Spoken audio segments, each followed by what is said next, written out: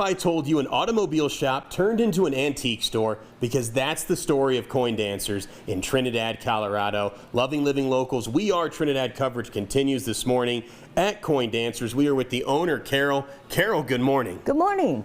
There is so much nostalgia here. You have memorabilia dating back to the 1700s. What's the history of this shop? Well, this was a retirement dream for me, and I have always scouted for the nicest, the most beautiful, and unique things that I can find. If somebody walks into Coin Dancers for the first time, what would you want them to notice? They walk in here, they initially just go, wow. Yeah, I did the same. You know, they just say wow, and they're wowing at the building itself and the contents, and they quite often say, oh my God, this is like a museum, but you can buy things. Right. What made you get into the antique business as a small business owner? Like I said, it was a retirement dream. I retired from the federal court system, and my sister-in-law actually gave me the bug back when I lived in Kansas City. And I decided this is what I wanted to do when I retired. The shop's been around for 11 years, and it's always evolving. You're always so creative. You're always ahead of the curve. How do you collect all these cool artifacts? Oh, I acquire things from everywhere. I have a family in Kansas City that have always got their eyes peeled for something really cool for me.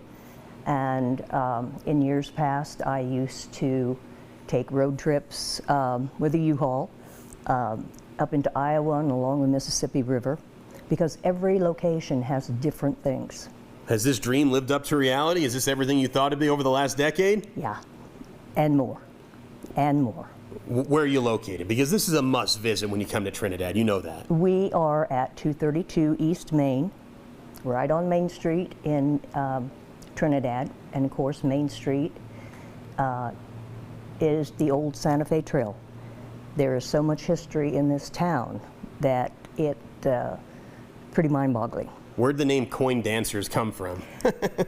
Well, my late husband and I argued for several years over what we were going to name this, and there is a bronze statue in the front window of Coin Dancer. And when we found her, we decided that's our name. What makes this Trinidad community so special? Because I think it's reflective of your store as well. You know, this community is truly wonderful. As I indicated, we moved out here 20 plus years ago from Kansas City, always knowing we wanted to retire to a small Colorado town. And the people are very engaging, they're very welcoming.